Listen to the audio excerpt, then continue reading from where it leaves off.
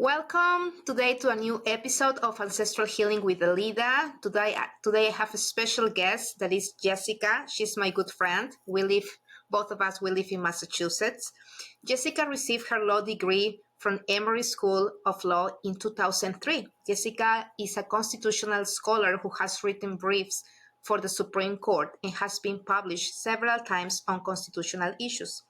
She has practice experience in the fields of general business, litigation, real estate, administrative law. Is that okay, Jessica? Yeah, you got it. And law enforcement. Now Jessica runs her own ministry and assists others in forming ministries. She has the Fifth Element Free Church. She's a single mom of 4, a practicing astrologer, medium, and Akashic Records reader, an avid yogi, and an active member of the recovery community. So welcome, Jessica. I'm so happy that we finally meet. I know, because finally. It's like, no, you won't believe how long it has taken for us to meet. I know. virtually. It's what happens when you try to get two moms together. They are like, takes forever. Yes. So I want to say something very quick. It's like the first time when we met, I do remember exactly. We met in a cafe with this group of moms. We were sending our kids to the same school, alternative schools at that time. And I just saw her and I was like, boom. Like she was a lawyer. I was a lawyer. She was doing something alternative. She was an astrologist and she's a medium as well. And I was doing something alternative. I was like, who's this lady? So I'm your American counterpart. Yeah, it's true. So today, Jessica, she has done readings for me. And she's so good. So today she offers family constellations readings, right? Yep.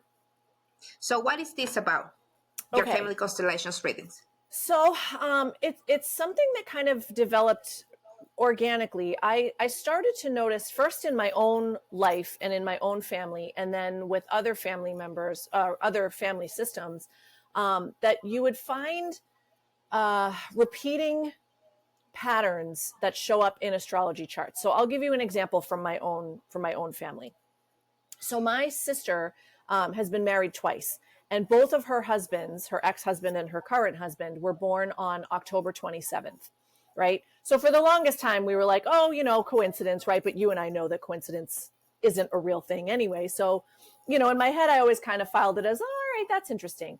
I had my son, my oldest child, in 2007. He was born on October 26th, right? So now we have 3 men in our family, all of whom have birthday within, 24-hour period.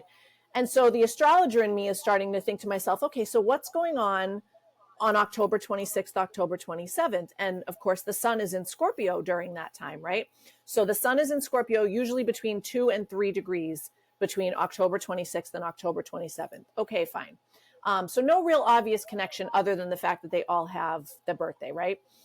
My mom passed in 2018. But before she died, she got really very interested in astrology and the things that I was doing. And so she didn't know her birth time. I knew her birthday and I had pulled kind of like a generic version of her chart, but without the birth time, there were lots of things that I couldn't see. So I finally convinced her, can we take a ride over to the city hall where you were born? She was just born a couple towns over. So we took a ride one day, we pulled her birth certificate, and I, for the first time, got her birth time, plugged it in, and lo and behold, my mother was a 2-degree Scorpio rising, right? So not only did I have it spontaneously, right? It wasn't planned. My son's birth wasn't planned. I actually went into labor the day before my due date. He was actually due on the 27th, which we all thought was really funny, but he came on the 26th. So I spontaneously gave birth on that day with my son's sun at 2 degrees of Scorpio. But my sister married 2 men who had the sun conjunct my mother's rising, right? So this is obviously statistically very, very improbable that something like that would happen. But I always kind of filed it in the back of my mind as that's really interesting. And I have since noticed other ones, right? I have one with my dad that has shown up in 2 different relationships that I've been in, right? I see it everywhere. And so it kind of clicked for me where I was like, you know what, it can't just be true for my family, right? This has to be a thing, right? And if anything, astrology has shown me that, you know, the energetic tapestry that kind of connects us all, you can see it, right? Like you can actually see it through astrology if you know how to look for it. And so I started to, you know, I kind of had this theory that if I had a big enough sample size, right, like if enough people from a family system came to me and I could put it all together, that I would find these types of overlap with, you know, within all of the family systems. And sure enough, I started offering this family constellation reading, and I've done probably, I'd say about a dozen, right? A dozen different families. Some are just like mom, dad, kids. Others I've done several generations for. And in every single case, every single family system, something like this has come up, right? So it's and to say nothing of all of like the soul contracts that exist in between, right? You never incarnate randomly. Like every time we come back, we're incarnating with souls that we've already been around. And you can see kind of the relationships between, like, you know, three people who may be siblings in this lifetime, but in prior lifetimes, you know, the astrology bears out that they've had completely different relationships with each other, right? And so they're coming back as siblings to kind of, you know, wrestle with some of that karma. So it's absolutely fascinating stuff. And I think that this, from my side, from family constellations, like, you know, like this psychotherapy that sometimes we call, I have seen something similar. There is something that I call the anniversary. I don't know how to pronounce that word because in Spanish it's aniversario. So my daughter always corrects me. So if I'm not saying it right, you know what I mean, right? The anniversary, the anniversary syndrome. Yeah. So she decided to be born on September 20th. And I knew it because I needed my husband to fly back from the Amazon so I can have the baby not by myself. Right. So we knew September 20th, but I knew that only my dad was September 25th. I didn't know anyone there. So she was born on September 20th. September 20th is the birthday of my father's father, my grandfather in my father's side. Mm-hmm. But then when I came here to live to Massachusetts, I got some records. So I went up 7 generations in my husband's lineage to check. First thing is that that his grandfather, my husband's great-grandfather, the same that is my daughter's great-grandfather, right? Mm-hmm. He was born September 19th. So she has 2 great-grandfathers influencing her. Yeah. But the wife of this great-grandfather, her name was Elida, not Alida. Oh. And she was born in March, very close to my birthday. Interesting. Yeah. So I've seen this too, right? So we have, again, with my mom, right? So my mother and father got married on September 4th of 1977. My mother died on September 4th, 2018. Okay. Oh. So when that happened, I was like, oh, interesting. Right. So I went, and my mother, nobody knew it, but my mother was actually pregnant with me at the time that my mother and father got married. So it was a secret. I went and I looked to see where is the sun on September 4th. And the sun on September 4th is at 11 degrees of Virgo. My rising is 11 degrees of Virgo. Right. Wow. Right. So I mean, love and that's it. yes. So I mean, and that's the thing. It's like you see these things and you're just like, what are the chances that this would be, you know, real if it wasn't, you know, just basically visual and like tangible evidence of the energy field that connects all of us, right? Like it's statistically so impossible that type of stuff would happen, but you just have to know how to look for it. Wow, I love it. But well, because this is a private podcast, we are free. We're not in a group of Facebook or anything. We are free to talk. Oh, so good. That's what I don't understand. That's what I don't understand. How people cannot understand or be more open mind, right? Yeah. Or to see these connections, because these are connections. These are evidence, right? Right. This is not something that is random. And no. Then they think like, well, I don't know. I'm gonna say it because I'm gonna say it like. That fertility is not connected to something greater just for my physical body, or that death of life is not connected with something that is beyond what I see, what Boston's hospitals or something like that, right? Right. So yeah, it's very interesting. So now I want to start talking about, well, now we've been talking about this. So that means that we have family patterns, right? We have something that is connecting us and leading us to something that is unconsciously. We cannot see it, but we are moving towards that to fix it, to repair it, Yeah. or to do it again, right? Yeah. Yeah. Yep. And so now I'm going. Well, Jessica, she has a book, and that was my first book ever that I read. And what's the name of your book, Jessica? Soul mapping. So And it's it's a, yeah, it's on a your website, basically, right? yeah, you can find it on my website. I think I have, like, I have a box of them somewhere. And your website is just, you're gonna say at the end, but just in case. So it's Misfortune Ministries at, no, misfortuneministries.com. So I read her book. I do remember because we were driving to New Hampshire. It was December 2021. And I read it in going to New Hampshire, going back. I was like highlighting everything. So I love it. I think that is for me because I didn't know anything. It was so easy to read, right? And to understand. So now, you know that my dad passed now in May 28th. And coming back to May 28th, you know what? Because I'm crazy sometimes with these things, I don't know what is in me, but since Zoe, my daughter, was born, up until she was 4 or something, every time that she got something, a symptom, I will take notes of the date. I don't know why. So my dad passed May 28th, okay? All of our families, all of her children, that we are like 8, we have birth dates between 28th to the day 30. We all repeat. Oh, That's the first thing. okay. He's 25, right? Yeah. He's 25. He died on the 28th. But the most important is, like, I found my notes randomly of Zoe when we were living in Peru from 2000. She was born 2015 to 2017 before we moved. That she got a respiratory process that it was a cough. Yeah. On May 26th to May 28th. 3 years consecutive. Really? Yeah. Oh. But she's also linked, I told you, with my dad because she's so close. Well, yeah. So talking about Saturn, so I start doing my investigation, and I was telling you that there is a new tendency in Latin America that we call it astrogenealogy. So we mix family constellation with some astrology. Yeah. And they said that Saturn, first they said that it's connected to the father figure, usually, and with the family mandates. So I want you to explain to us, what is it for you? How do you see Saturn in a chart? So Saturn, I just come off of a very extended dance with Saturn myself. Saturn, yeah, he's a lesson teacher, that one. So Saturn is very broadly known in astrology as the principle of contraction. Okay.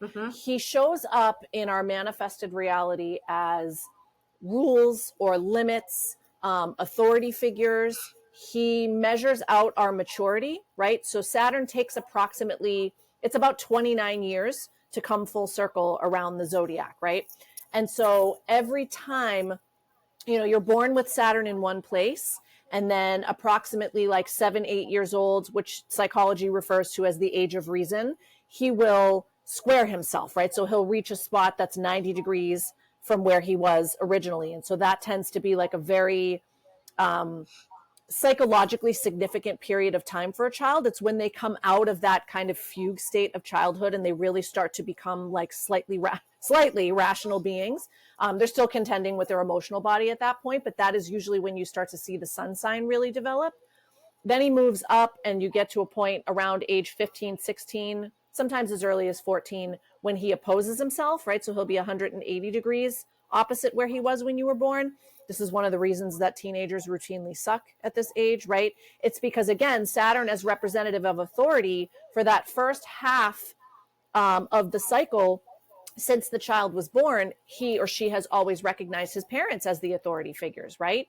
But around age 15 is when they start to figure out, like, right? I'm the boss of me, right? What are my parents going to do to me? And so they start to get really rebellious, right? That's that opposition phase. We have the third stop is usually around age 21, which, I mean, coincidentally or not coincidentally, is the age that we get to start drinking, right? Which is kind of stupid, but like, also kind of marks that period of time where kids are usually starting to like venture out onto their own, right? They're in college a lot of times at this point. And then he comes full circle around age 28, 29, when you have your Saturn return. Okay. And this is, so the Saturn return is usually a very miserable experience, because at that point, the universe has kind of decided, like, you have completed one cycle of maturity. The problem is that most people think that they're all grown up way before the Saturn return happens. And then once it happens, that's when they're very unceremoniously issued into adulthood, right? Like, it's like, oh God, like I am actually, like, this is crazy, right? So a lot of times you'll have to start to deal with, you know, with your own mortality, things like that, right? Like, and a lot will depend on where Saturn is in your birth chart, right? So like, where is he by sign? Where is he by house? So for me, I'll give an example. I have a horrible Saturn position. Saturn is in Leo in my chart, right? So he's absolutely miserable in Leo. It's like one of the worst signs for him to travel through. He's retrograde, which means I was a huge jerk in prior lifetimes. And he's hidden away in my 12th house, right? Which represents things like, you know, death, but also, you know, anything hidden, right? So it can be government systems, it can be like institutions and craziness and substance abuse and, you know, mental health issues, right? All the stuff that exists kind of in the hidden house of the 12th, right? So to put it in perspective, when I had my Saturn return, I was about 28 years old. He came full circle. It was the first time he'd made it back to Leo since my birth. In that year, I lost my dad to a drug overdose. My father died. So that was like the big one, because like that fit every single archetype, right? Like 12th house addiction, Saturn, my father, right? Leo, like all of it was in there. But I also got married that year and suffered a pretty nasty miscarriage, like all within the span of like that, you know, that Saturn return. So those are the types of things that happen, right? They're not, and again, I will say, like, you know, did I consider myself to be all grown up before I had the Saturn return? Absolutely. But when even now, you know, 15 years later, I look back at that period of time and I'm like, wow, okay, like that was a real rite of passage type of year, like the things that happened to me. And that's what Saturn does, right? He really is, he's charged with kind of, you know, as I said to you earlier, like his job, he's a timekeeper.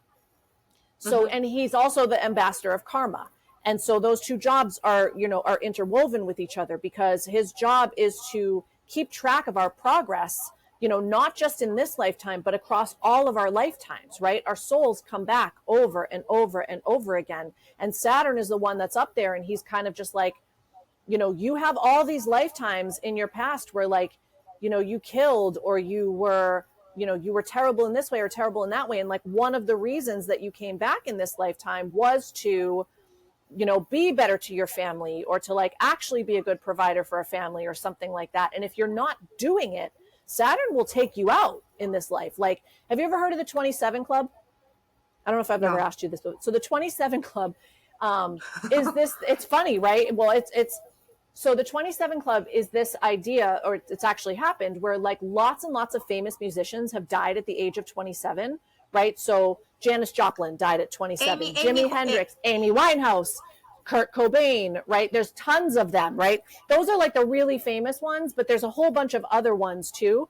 Every single one of them was approaching their Saturn return, every single one of them. So Saturn is not usually associated with death, right? Not usually. However, he's not above it, right? Meaning that like when you are approaching your Saturn return, if you have strayed so far from your karmic path that you basically have no shot at getting back onto it in this lifetime, you won't make it through your Saturn return, right? It happens. It happens a lot. But if life gets, I guess, like more challenge when you are having when you are 27, when the Saturn return happens, like why would we get married? I got married at the same age than you. I got married. Yeah. Almost like I was 3 months before my 28th birthday. So it's like 28th basically. Yeah. But yeah. Why you will get married in your Saturn return? What does it mean? Saturn loves marriage. Saturn is actually exalted in Libra, which is the sign that is associated with marriage and partnership. It's his favorite place to be. I have to tell you something. You said my dad, because I did my homework before this episode. My dad has his Saturn. He had his Saturn in Leo. Okay. I had my Saturn in Libra. But there is something. My daughter, my sister, and we have Saturn in different in different how do you say planets, but at the same degrees, 19. Oh, okay. So, I mean, I'm a big believer in repeating numbers in charts too. That happens a lot. Oh, okay. It's just another way of like, kind of seeing how number patterns repeat. It's very common that I will see, like I said, with, with the example of my mother, like 2-3 degrees of Scorpio was a big one, right? But a lot of times, even within a person's individual chart, they will have, like I have in my chart, 2, 3, 4, 5 planets, all of which are either at 16, 17, or 18 degrees, all through like at different signs, right? Different signs, but they all kind of ping off of each other. So anytime one of them gets hit by transit, all of them get hit, right? It's like a pinball machine where it just goes ding, ding, ding, ding, ding, ding, right? A lot of people have that. You see it very frequently too with people who have planets or placements in the 0 degree or the 29th degree. A lot of times, right, because those are the bookend degrees in every sign, you will see that like there'll be a bunch of planets that are either at 27, 28, 29, which is a huge indication whenever I see it that is a soul that's winding up a lesson, right? They've kind of been there, done that with regard to this lesson. And so you got to really look at like, what are the planets involved? What are the houses involved? What are the signs involved? To try to give that person like some guidance on like, look, you're at the finish line here. You really got to, pay attention to these types of themes, because in the next life, presumably you will come back with more planets in the 0 degree of the next signs, right? Like, so we're constantly cycling through over and over and over again in all of these different ways. Yeah. It's fascinating. That's so interesting. I know, That's so isn't it interesting. So cool? Yeah. Well, I didn't know that Saturn likes Libra, so I think that that's something good, and that Saturn doesn't like Leo, and that's what my dad hates Leo. Yeah. Such a hard. It's really hard. It's really hard. Yeah, I understand. Saturn in Leo is it's one of his worst. So Saturn rules Capricorn. He rules Aquarius. He co-rules Aquarius with Uranus.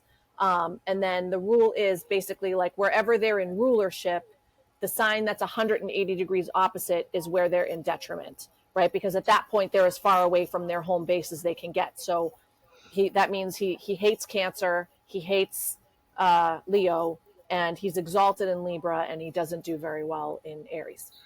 So when you see a chart, let's say you are reading a chart and you see the chart, these connections. From my perspective, what I do in family constellations is like I do healing statements. So you remember that we did a session together, like you do healing statements that stay in the field of the family and they fix the imbalances. So how, from you being an astrologist, and you see the chart, how would you suggest to someone to bring balance? So, like within a family system type of thing? Yeah. Yeah. Okay. All right. So, or as an individual. Well, I mean, when you're looking at an individual, it's a very different. There's so many things that are going on within an individual's chart, and so you have to really pay attention not only to the natal chart, right, the imprint at the moment of birth, but also the transits, right, because you have a natal chart that is fixed in time based on your birth, right? The day that you're born, the time that you're born, the location that you're born. But obviously all the planets continue to cycle, right? So at any given time, somebody can come to me and I can see the base personality.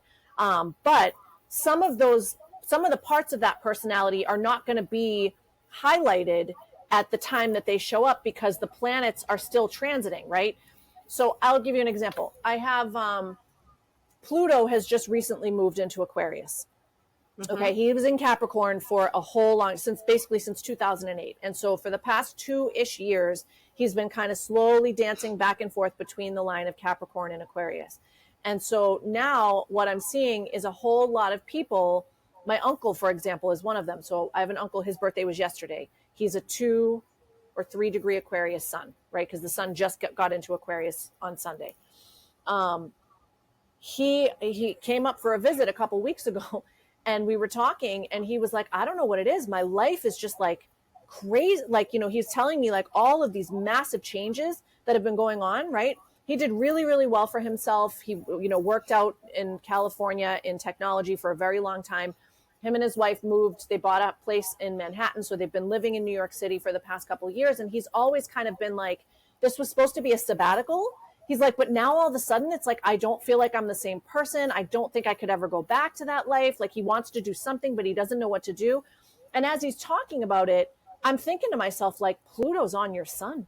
Like Pluto's on you, right? Like, right. So this is a person who, like, most of his life, you know, I mean, there haven't been a whole lot. I mean, there's been plenty of transits of outer planets through Aquarius, but like Pluto takes 250 years almost to get around the zodiac. So nobody alive today has ever seen Pluto in Aquarius, right? Do you know what I mean? So like those of us who have placements in Aquarius over the course of the next 20 years are going to have Pluto come up over those placements. And Pluto is death and destruction. And, you know, I mean, now most often he doesn't manifest as actual death. He can, right? But most of the time it's metaphorical death. But that's exactly what he's experiencing, right? His sun, which is representative of his essence, his purpose, his spirit, right? His life force, all the things he wants to accomplish while he's here on Earth, is now, Pluto's on it, just being like, nope, like none of this fits you anymore. And so he's in this really weird transitional phase of just kind of being like, so, you know, we were talking about it, and he was previously very skeptical of astrology, but I sent him my book and I did a reading for his wife, and now he kind of like, so he'll ask me questions sometimes, and I'm just like, oh, are you admitting that maybe there's something to this? But I said to him, I was like, you know, you've got enough. That's the thing about Pluto transit in particular. They're like, it's going to be 2 years before he's done with it, right? And so it's like, if you can afford to just kind of like exist in this space of transition for a little while, then do that, right? Because it's, you know, a transit like a Pluto transit, you can't. Pluto's a terrorist, right? He doesn't negotiate. He's not gonna, you know, whatever he's taking away from you, you have to trust that it's well and truly dead. You have to trust that, like, and you have to put it behind you, because the people who suffer the most when Pluto shows up are the people who try to fight him, right? Or who try to negotiate or try to say like, oh no, I can stay at this job, or I can stay in this relationship, or whatever. And if Pluto's trying to take it away, then it's because there's nothing left for you there, right? And so I told him, I was like, you know, you have to learn to basically just release and surrender and kind of let it go. And then trust that once the energy has passed, you know, you'll have a brand new slate for something bigger and better, right? Because that's what Pluto wants. He's not taking away dead shit because he wants to hurt you. He's taking away dead shit because he wants you to have a higher and greater existence, right? And those dead things are keeping you down, right? So like, he's really just kind of like trying to remove weights from you. But we as humans love to hang on to dead things, right? We fear change, right? So it's very, to get back to your original question, I mean, it's very chart specific, right? Like it's very, very chart specific for an individual. In a family system, and I can give you kind of another, this is like a little personal, but I'll give you this because it's a perfect example of what you're talking about, right? So I had given you the example with my mother and kind of how my sister's 2 husbands and my son, right? All of their sons kind of congealed around her rising. Well, a similar thing happened between me and my father, right? So my father, as I had mentioned earlier, he passed away in 2006 from a drug overdose. Now, my moon is at 14 degrees of Cancer, which is one of the reasons you and I love each other, because it's right on your rising, right? Which is, you see this all the time with people who are friends, is like there's always energetic connection between people, right? People who actually vibe with each other. So I knew this, but I didn't relate it to my father until after. So I have 4 kids, 2 different fathers, right? So my 2 older kids are with my ex-husband, and my 2 younger kids are with my not husband. But what's funny about it is that both of those men have Venus at 15 degrees of Cancer, both of them, right? So both of them had Venus conjunct my moon at 14, right? It's just 1 degree off. So clearly I have a type, right? There's something there that's like, oh, okay, a man has his Venus and it's right on my moon. And that is, that's a factor of attraction for me, okay? Because it's like, again, statistically very impossible that I would just so happen to marry and procreate with 2 men who have the exact same Venus position, and it just so happens to be on my moon. Well, fast forward to a few years ago, and my uncle, the same one I was just talking about, sent me a copy of my father's birth certificate. And for the first time, I got his birth time. Well, guess where my father's Venus was? I know. Just guess. 15 fucking degrees of Cancer, right? So I was like, oh my God, right? So I'm like, talk about personal. It creeps me out even still to think about it, because I'm just kind of like, there's something energetically about both of these men that very much reminded me of my dad, and I had children with them. Okay. So like if I were to see, I mean, and I have kind of turned this on myself as best I can, because it's really hard, as you know, to be objective about yourself when like you're reading your own charts and stuff. But if someone like me came to me, right, and presented with this type of a fact pattern, the first thing that I would try to do with them is try to work with them on, assuming for the sake of argument that she wasn't happy in her love life, right? That I would be like, okay, so we got to dig into the relationship between you and your dad, because obviously this particular point in Cancer is causing, you've been imprinted here so heavily that it is causing you to completely subconsciously, right? Because you don't realize that this is happening. But you hear psychologists talk about this stuff, right? Freud, Jung, all of them, they all talk about how, like, little girls are secretly in love with their dads, and then they look for mates who are just like their dads. And I would always be like, ew, that's creepy. No. And then I saw it like in black and white, like that I actually did exactly that. And I was like, dude, this is really messed up. But that's what I will say, for example, from family constellations. If I see, for example, if my father was born in September 25th, and I marry someone whose birthday is September 25th, that relationship is not going to work, because I'm repeating my father, and you cannot be married with your father, right? Yeah, no, because they would have the same son, right? It's exactly that. When I see 6 months, I don't know, but for us, 6 months is the master relationship. So that's what I had with my dad. On March 30th, he's September 25th. Almost 6 months. You teach me and I teach you, right? Yeah. That's what we didn't. So your sons are an opposite, right? You're opposing. Yeah. And that's opposites attract, right? And I say this too, like, we call it the opposition when you have a son and son. Like there is somebody that I've known for a very, very long time, and I've always had such an attraction to this person. And he's a Leo sun, and his Leo sun is almost exactly opposite my Aquarius sun, right? So it's almost 100, it's like 177 degrees. It's not quite exact. But it's exactly that, because signs that oppose each other, they exist on the same axis. And so even though the poles, technically face away from each other, in the middle, it's all the same, right? It's like a coin, right? The heads and the tails face apart, but in the middle, it's the same piece of metal, right? So it's interesting. You have to move, like if all you have to do is kind of move in off of the poles, and there's plenty of place to meet between signs that oppose each other. So that's, I think, where that kind of attraction factor comes in, because that would be true in any situation where you see 6 months apart, their suns, at the very least, their suns would be opposing, which is enough, right? But probably if you dug into the chart, you'd see that even more stuff was magnetized like that. Interesting. That's why we have to do something together. I know. We need to sit down. We need a guinea pig. We need to find somebody who's willing to let us do it, so we can see what to do, right? Because there's so much overlap between what I do and what you do. Like there's so much. It's interesting. Yeah. So now I want to ask you something. So you said about if you have a planet in one specific house, how you can see which degree, and then you can see the chart, right? Yep. But what about if a house is empty? So when you're doing a reading, they don't have anything. There's no influence. Yeah, I see that all the time. I have, I think, out of 12, at least three empty houses in my chart. I don't find it to be terribly significant. I will say, there are some astrologers who posit that if you have a house that's completely empty, that you are automatically that area of your life is going to be a weakness. I don't like to think in black and white terms like that, though, honestly, because in astrology, there's nothing that is all good or all bad. It's just not the way it works, right? There's duality in absolutely everything. And so, because, so for example, I have an empty 7th house. I don't have anything at all in my 7th house. I also have an empty 1st house. And so, the idea there being that okay, I would completely lack a personality, and I will never find love, right? I'll never find a partnership. If you believe that an empty house means you're doomed kind of in that area of your life. But I also see, you can come at it from the other direction, which is that, well, I don't have any challenges there either. Because I meet lots of people who have, say Neptune in the 7th house.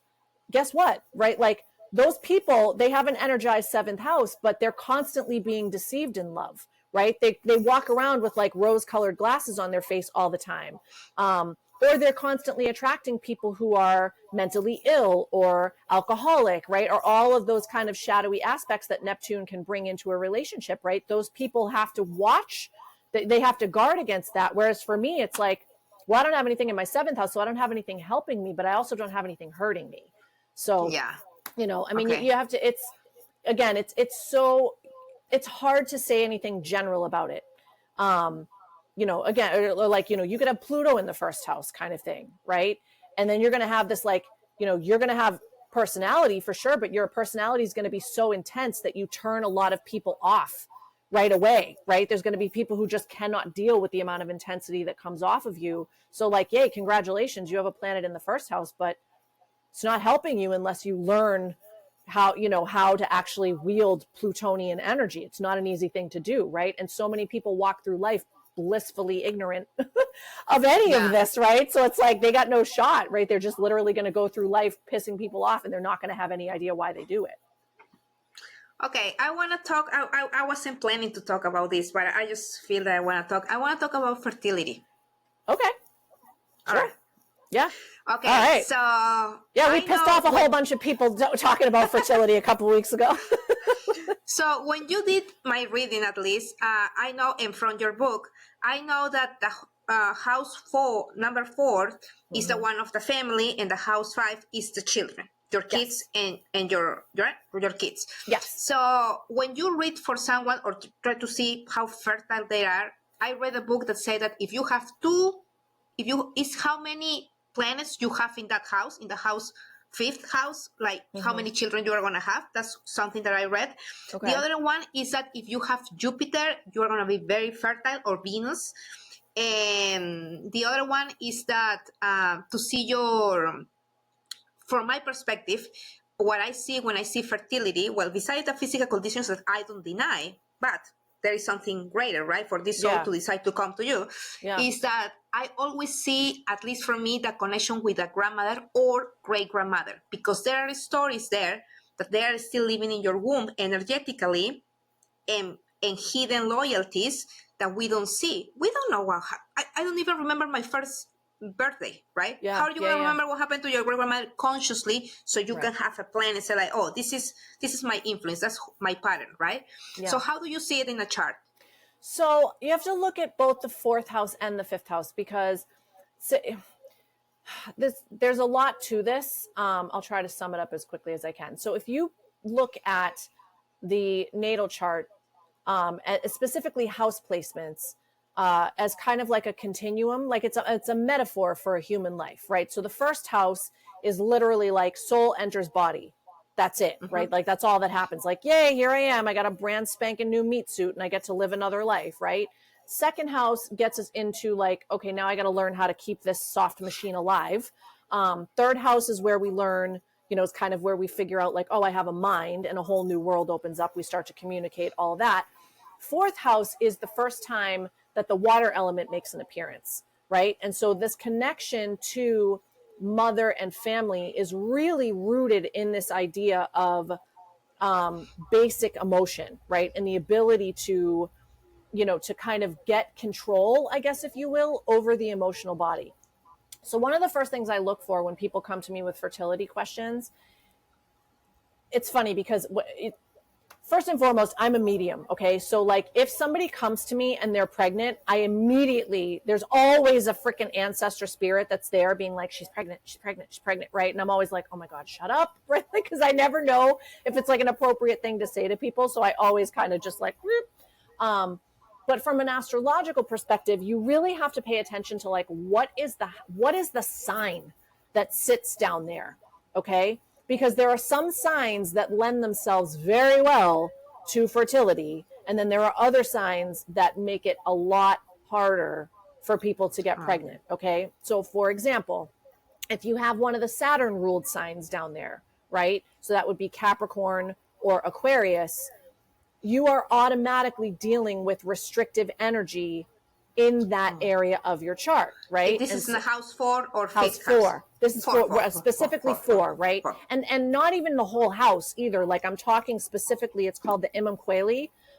It's the fourth house cusp line, right? So it's the beginning of the fourth house, because you can have bifurcated houses. It happens all the time where, like, you know, say for example, if you have the fourth house cusp line in Capricorn at, say, like 25 degrees, you'll have 5 degrees left, right? And then the rest of the fourth house will actually be Aquarius.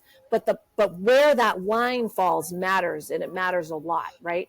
If you have planets on that line, I meet a lot of people who have planets on that line. It's going to depend on what planet it is, right? Oh, yeah. What planets, Pluto actually plays a huge part in fertility, I have found.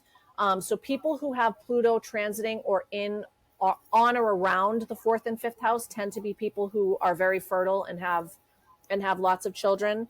I have seen Jupiter show up as so Jupiter's on about a 12-year cycle. And if one of those 12-year cycles lines up so that Jupiter is coming up over your ascendant around the time that you would be wanting to get pregnant, it's very fortunate, because Jupiter is an expansive energy. So this is one of those times where astrology gets really literal. I've had several friends actually get pregnant like exactly when Jupiter was coming up over the ascendant, because it's literally an expansion of the physical body, right? And so it's like, for whatever reason, that energetically opens up the space for, you know, to grow a new human. Venus for sure. The fifth house refers more to, the fifth house does refer to children, but at that point, we're talking more about like adolescent children, right? Oh, I see. Right. So like, but it does still matter, because, you know, the fifth house, the natural fifth house, the sign that rules the fifth house is Leo, right? Which is a sign that is very creative, very procreative, right? And so, you know, again, the condition of the fifth house can kind of tell you, you know, what potentially could go down as far as, you know, fertility goes. But you really need to kind of look at that fourth house, because that is the mechanism through which, so that fourth house cusp actually defines the maternal line, right? And it stretches back all the way, like as far back as you can possibly go. And it defines the type of energy that is coming up through that maternal line. Okay. So like if people who are having fertility issues, a lot of times you'll see, like I said, you might have one of the colder signs down there, right? Aquarius, Capricorn, right? Very like restrictive energies. People who have Pisces down there, right? Because then you're dealing with a maternal line that has a lot of mental illness in it. And so there can be resistance on the part of the souls wanting to come through, because they're like, I don't want to come through. I don't want to come through that energy. Like, I don't want to come there and be crazy, right? Like I need to, you know, souls have like very specific missions. Scorpio's another one. If you have Scorpio down there, that can be tough to overcome, because Scorpio is another one that's got a lot of trauma embedded in it, right? And it's not, you know, I'm not like, obviously plenty of women have lived and died with these signs on their fourth house cusps, and they've never had any issues with fertility. But as far as like pattern recognition is concerned, I do see a lot that like, it's more the sign placement that's down there than anything that actually can get to people if they're not prepared to do the work that is necessary to kind of like clear some of that trauma in maternal line. It can act as a block. Yeah. And I want to say something else that I think that we forget a lot. Before you get pregnant, there has to be this conjunction of high energy between the woman and the man. It's not only that woman, right? Like, the fertility is me. That's one thing. And the other thing is like, once you become a mother, the child needs both of the parents, right. 50 and 50. Even though if I'm a single mother, somehow my child needs to know that the other 50 is masculine, right? Yeah. It's a masculine energy. Right. So I always see that too, that women tends to just see fertility as something that is just unique from women, right? And that's not that. It's actually infuriating. And this is one of the things that when we were going at it on that post, right? Because we have at Fifth Element, we have a ministry that is run by a woman who's a chiropractor, and she's phenomenal. And she gave a sermon, I think it was last year around this time, maybe like February, March of last year. And in it, she spent a whole lot of time talking about how, it's kind of you know, it's indicative of like the, you know, the medical industrial complex that like they can charge tons of money by telling women that that it's them, right? Like that they're the ones that are infertile. Like obviously we're the ones that are going to be like, you know, as the ones who actually make the baby, right? Like it makes more sense, right? It's more logical, I guess, if you will, that like the problem is most often going to be ours. But she is sitting on mountains of research that suggests that like men are responsible for so much of the infertility that we experience. Like one of the statistics that she gave that I thought was so eye-opening was that in order for like, so if you're a couple that's infertile and you're going through testing and whatnot, if a male's sperm tests better than 5% of other sperm, then that man gets a pass, right? So essentially he's walking around with junk sperm, right? 95% of the sperm on earth is better than his, but they will not, you know, they're like, but that's fine. We're like, that's 5% is a passing grade when it comes to sperm, right? Oh, so it's Which nothing. is right. And it's just like, okay, so, you know, and meanwhile, but because there's no money in telling that man, like, listen, you got to exercise more, you got to eat better, you got to do this, you got to do that, right? You got to get your sperm count up, right? There's lots of money in telling a woman, like, you got to give yourself these shots and you got to come in and we got to harvest your eggs, right? There's a reason why it costs so much to insure women of childbearing years, right? It's really expensive to provide health insurance for women who are of childbearing years because nobody denies a claim when it comes to fertility, right? So it's just much easier to blame the woman. So, you know, that said, I don't know how that necessarily shows up in a man's chart. The vast majority of people I work with are women for whatever reason, but I'm sure, you know, anything and everything else that I've ever looked for in astrology charts has revealed itself to me eventually. So I'm sure that there's probably something that reflects that too, you know, the overall health. And, you know, I've definitely seen trauma that's men are subjected to maternal line trauma too. Right. And then to say nothing of like the, you know, paternal line trauma comes in, you know, in exactly the same way. It's just not usually as pronounced, but I see it, you know, I've seen it plenty. All right. So I want to talk to wrap up this part is like to talk about the hidden loyalties by sign to see what do you think about this. So for me, Aries, so those like if I have a lot of Aries influence in me, it will mean that I have ancestors that started something new. Ancestors that, and probably these ancestors started something new and they haven't, it's like the fool, right? The card of the fool, the loco, right? So when I teach my classes, I say like, if you come with a loco in your, the fool in your, when I'm doing your reading, that means that someone started something new, but it hasn't been seen like very good. Like, I was like, why is she doing this?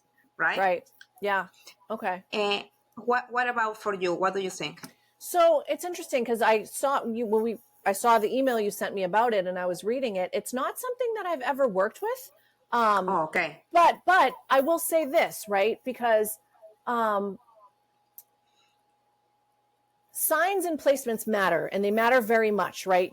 Nothing about a person's chart is random. Nothing. And what I find is that a lot of times I have this one reading that I do. It's called the soul purpose reading. So my two most popular readings, one is the full chart and one is the soul purpose. The full chart is for people who are just like totally new to astrology and really just kind of want like a, you know, soup to nuts, like what's in my chart, what's it about, right? Kind of thing.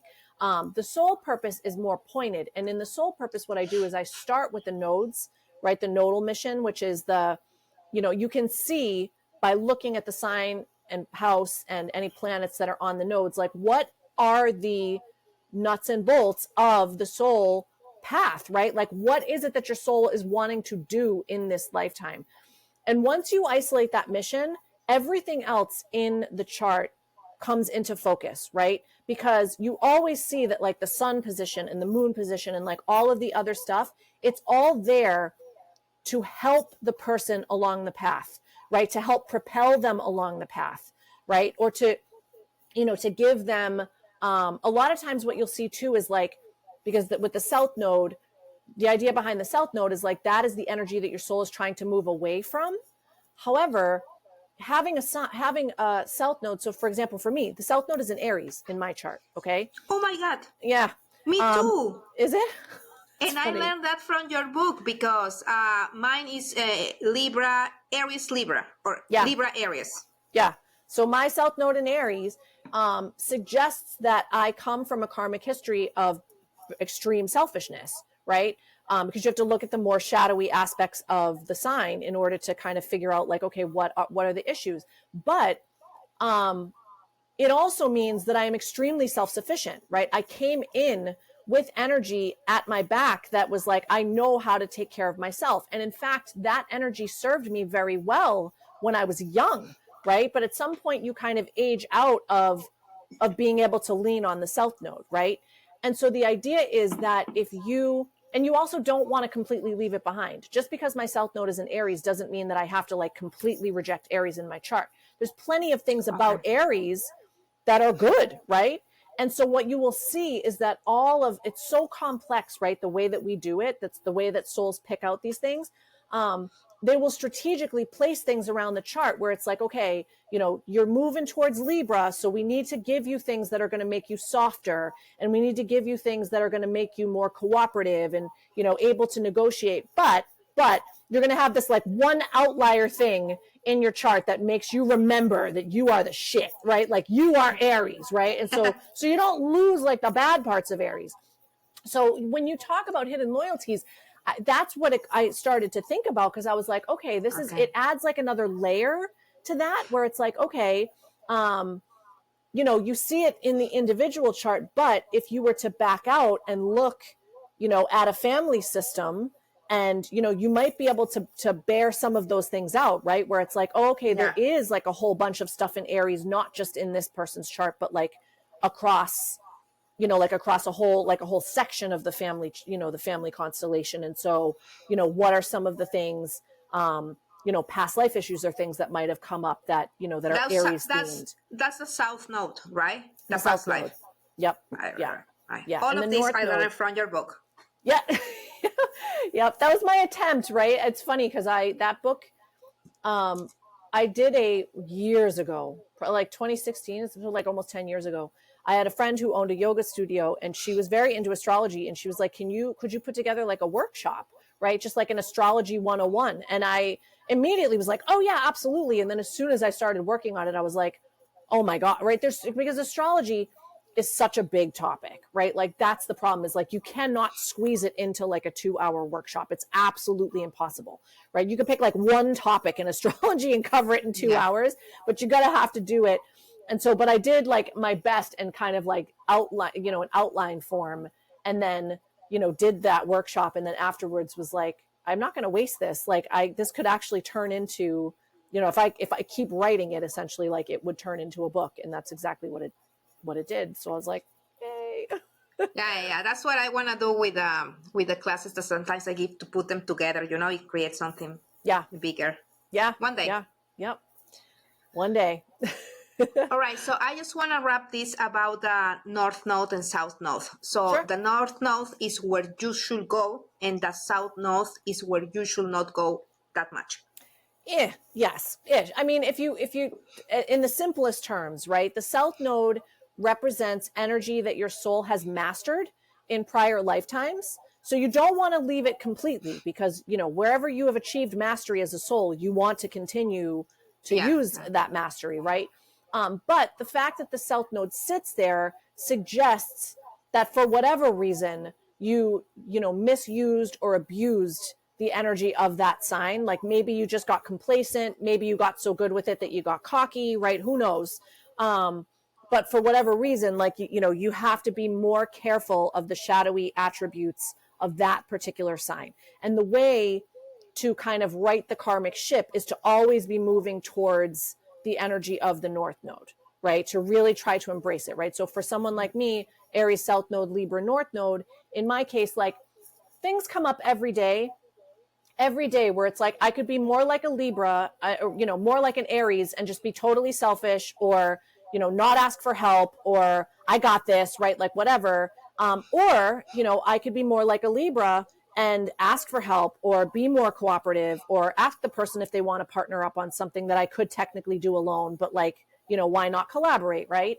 And I find in my life experience that the more I try to be like a Libra, the more the universe opens up paths for me, right? Because I'm doing, because I'm trying very hard to get away from that more selfish existence that I apparently came from. So, right. Oh yeah. Okay. So That's good to know. everybody, and that's going to look different again in everybody's chart, right? That's just my specific because of the Libra Aries, but all of the axes have their own lessons in that regard. And so, you just got to know what those signs are. I'm so happy that you had the time and we made a time together. Like time went fast. I know. So I want you to share if you have any events or any offerings that you have on your website that you want to share. So I don't have any events coming up right now. What I am going to be doing, I haven't put it out there yet, but it will be going up soon, is we've got Venus going retrograde soon.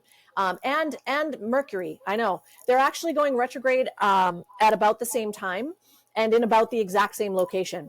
So we're going to have a period of time between now and the spring where we're having a whole recalibration of our value systems and, just Mercury crap on top of it. And they are retrograding from Aries back into Pisces, right? So that alpha omega energy of like, well, we were all the way done and ready to start a whole new cycle, but we had a misstep, right? So we have to go back into Pisces.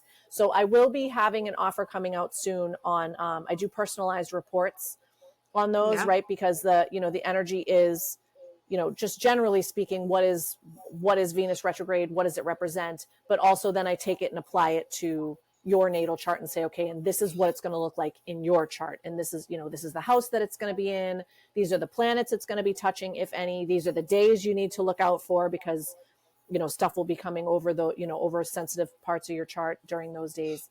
So that's going to be coming out, but it's not up yet. You're getting the exclusive right now. Thank you. And what about the ministry? How do they contact you to know more about if someone wants to build a ministry? Yeah, sure. So that's Fifth Element. So on the astrology side, I'm Miss Fortune Ministries. So if you're interested in any type of astrology reading or Akashic reading or anything, you come over there. On the Fifth Element side, as you know, right, we have created a whole church. We have the Fifth Element Free Church, and we are always looking for spiritual practitioners and people who are interested in creating, some sort of spiritual business around what they're doing, healing, helping, educating, all of it, right? So we've got people kind of doing all those things. So that's fifthelementfreechurch.org is the website for the church, and then there's ways to contact through that website. And you are welcoming also, I have the ayahuasca ministry that is part of Fifth Element Church. Yep. So you are also welcoming, of course, you have to review the information, but basically you are also accepting people that they do plant medicine. We do. Right? Yep. Yeah. We have several plant medicine ministries already. We have also actually opened up, we had one gentleman come to us. He's got a big enough following of his own that he actually wanted to copy our free church model. So instead of bringing him in as a ministry, we created a whole plant medicine church for him. So we do both, right? If it's either one. But yes, we are very, very accepting of plant medicine. We very firmly believe that God gave us everything that we need, and plant medicine is just one of those things. So, yeah. Well, thank you, Jessica. It was my pleasure. It was like, I love it to have you with me, like here, like sharing, talking. We should do this more often. Like maybe we should gather physically. Yes. Oh I know. Could you imagine finding a time where we can both be in the same physical location? I'm down. I'll look. All right. Thank you so much. Yeah, anytime. Nice having you. Bye-bye. Bye.